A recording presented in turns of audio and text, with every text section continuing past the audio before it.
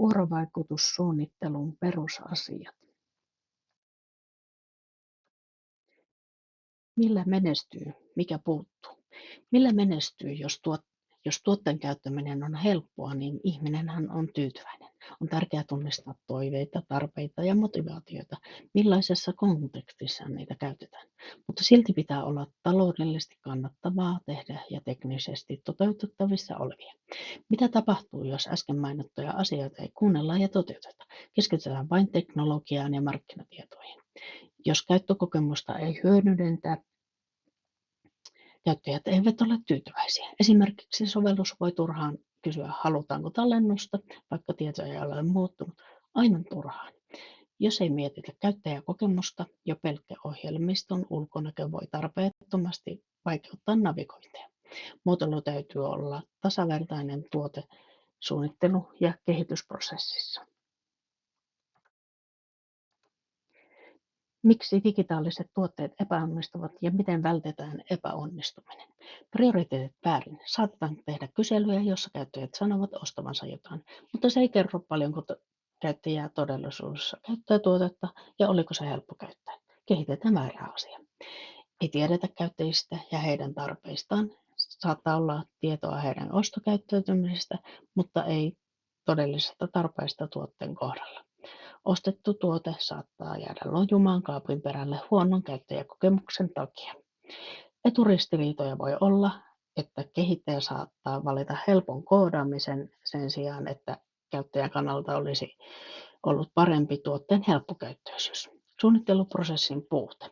Pahimmillaan käyttäjäkokemus on vain sivutuote. Suunnitteluprosessi mahdollistaisi tiedon keräämisen käyttäjien tarpeista ja analysoinnin sekä nämä sitten auttaisivat loppukokemuksen kehittämisessä. Oikealla on hieman kuvaa ohjelmistokehitysprosessista. Designereiden avulla varmistetaan, että tuotteet vastaa käyttäjien tarpeita.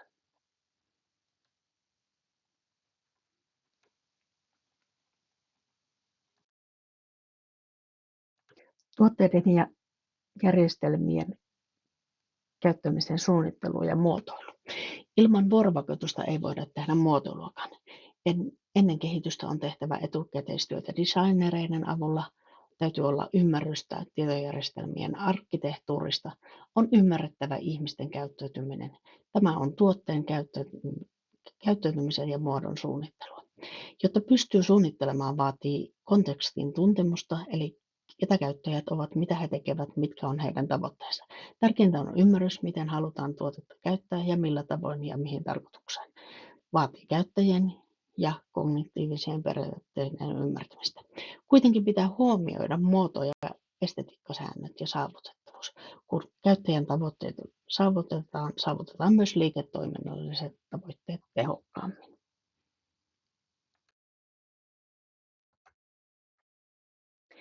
Teoksessa oli esitelty Goal Direct Design ja se on tavoitteellinen suunnittelu. Se on käyttäjätutkimuksen ja suunnittelun välisen kuilun yhdistämisväline. Yhdistää kaikennäköiset sidosryhmien haastattelut, markkinointitutkimukset, yksityiskohtaiset käyttäytymismallit sekä vuorovaikutusperiaatteiden ja mallien ydinjoukon. Se tarjoaa ratkaisua, joka huomioi käyttäjän tarpeet sekä vastaa liiketoiminnan teknisiä tarpeita. Kuten kuvassa sanotaan, tutkimus, mallintaminen, vaatimusten määrittely, puitteiden määrittely, tarkentaminen ja tuki. Käytetään muun muassa havainnointeja, haastatteluja ja markkinatutkimuksia. Haastatteluja käydään henkilökohtaisesti sidosryhmien kehittäjän, asiantuntijoiden ja teknologian kanssa. Suunnittelu mobiilille ja muille laitteille. Käyttö ratkaisee. Vaikka korkearesoluutiollinen näyttötekniikka mahdollistaa yksityiskohtaisen tietografiikan, yksittäisien objektien lukumäärä ja etäisyys näytöllä ovat rajallisia, jos halutaan käytettävyyttä ja luettavuutta.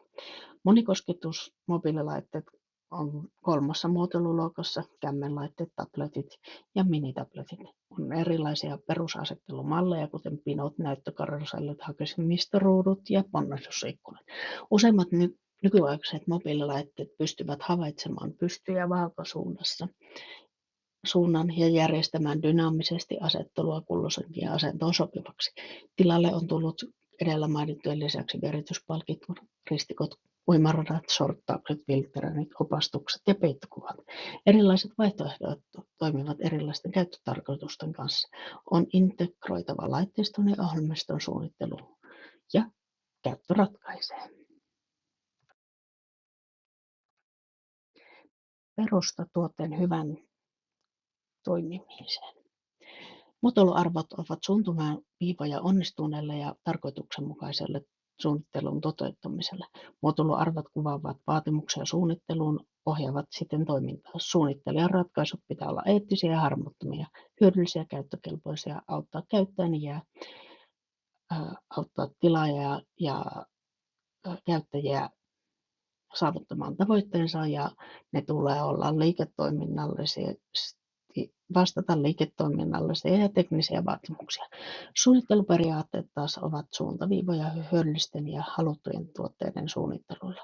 Periaatteet ovat yleisesti sovellettavia ohjeita, jotka kannustavat suunnittelemaan tuotteen käyttäytymistä siten, että ne tukevat tarpeita ja myönteisiä kokemuksia tuotteesta. Suunnittelumallit ovat esimerkillisiä yleistettäviä ratkaisuja suunnitteluongelmiin. Vuorovaikutussuunnittelumalleilla otetaan talteen hyviä suunnitteluratkaisuja, joilla voidaan vaikuttaa ongelmanratkaisuun, ajankäytön vähentämiseen ja laadun parantamiseen. Tarkoituksenmukainen suunnittelu, joka perustuu käyttäjien tavoitteiden ja motivaation ymmärtämiseen, huomioiden myös kehitykselliset ja liiketoiminnalliset näkökulmat. Parhaiten toimii, jos suunnittelun liiketoiminnan kehityksen välillä on keskinäinen luottamus ja kunnioitus. Vähällä määrällä enemmän. Käytetään vain tarvittavia näyttöjä ja vinjettejä käyttöön liittymäsuunnittelussa.